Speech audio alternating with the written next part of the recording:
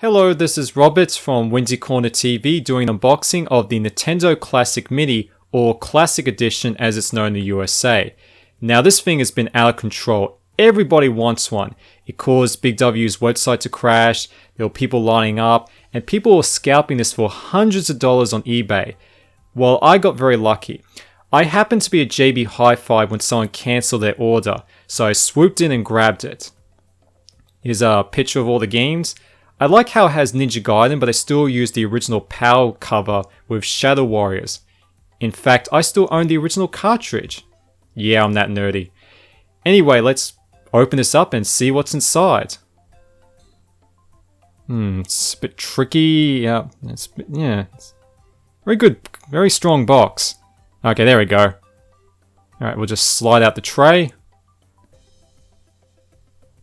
There we go. So first up is the operations manual. I'll just pop that to the side. And we'll just open up this flap. And inside is the controller. And as you can see, it looks like the original NES controller.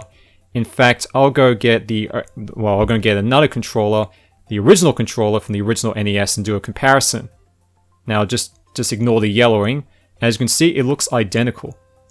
Well, except this one was made in China, and this one was made in Japan. Everything's made in China these days.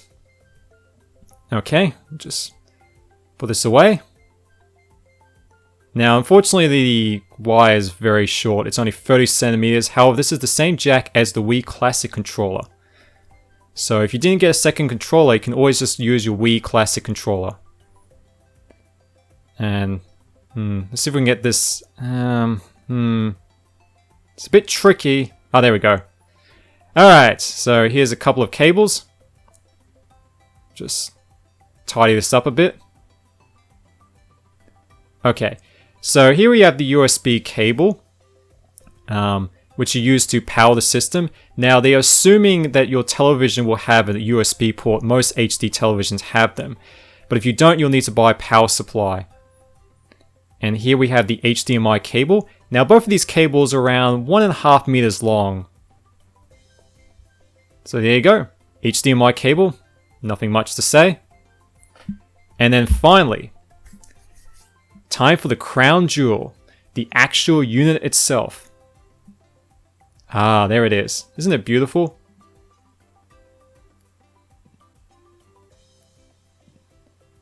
I like the little ridges on the top. I always like these for some reason.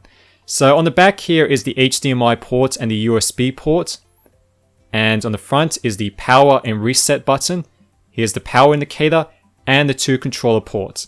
However, there's one little detail that kind of bothers me. Because I had an Australian NES, it said Mattel version on the front. Of course, Nintendo no longer works with Mattel, so it's not there anymore.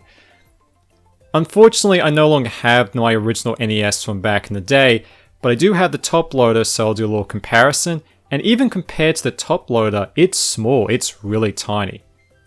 So yeah, that concludes the unboxing.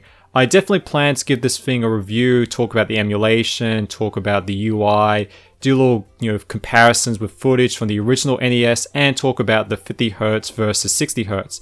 And yes, to those PAL gamers that are curious, this thing uses 60Hz even in the PAL region.